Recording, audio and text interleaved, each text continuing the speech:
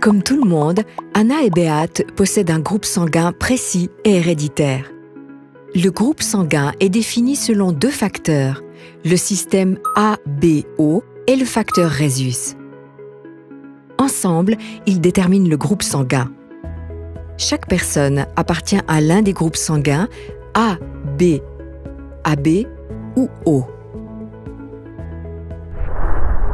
Cela vient des antigènes A et B présents à la surface des globules rouges. Anna appartient au groupe A. C'est le plus courant en Suisse. Ce n'est pas le cas partout, car à travers le monde, les groupes sanguins sont répartis différemment. Beat appartient au groupe B. Il est assez rare en Suisse. En Asie centrale, en revanche, c'est presque le seul que l'on rencontre. Le facteur Rhésus est également important. Il est déterminé par un autre antigène présent à la surface des globules rouges, l'antigène D.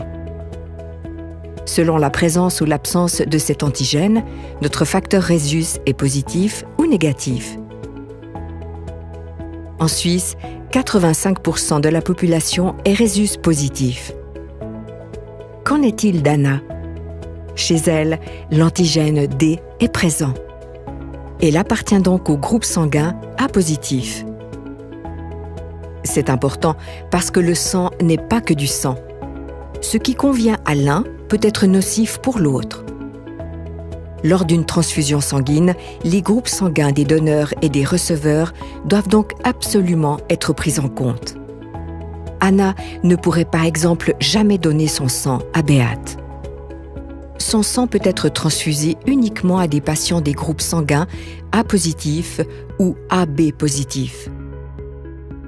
Si elle-même devait avoir besoin d'une transfusion sanguine, celle-ci devrait provenir d'un donneur du groupe O négatif, O positif, A négatif ou A positif. Beat ne pourrait pas non plus donner son sang à Anna.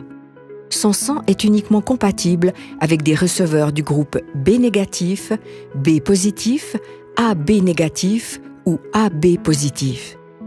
Lui-même ne pourrait recevoir de transfusion que de donneurs du groupe B négatif ou O négatif. En raison de la répartition irrégulière des groupes sanguins dans la population, le besoin varie aussi d'un groupe à l'autre. Le groupe O négatif est particulièrement rare et recherché. Ce sang est compatible avec tous les groupes sanguins et peut donc être utilisé immédiatement pour tous les patients en cas d'urgence. On appelle ce groupe les donneurs universels. Mais ils ne composent qu'environ 6% de la population.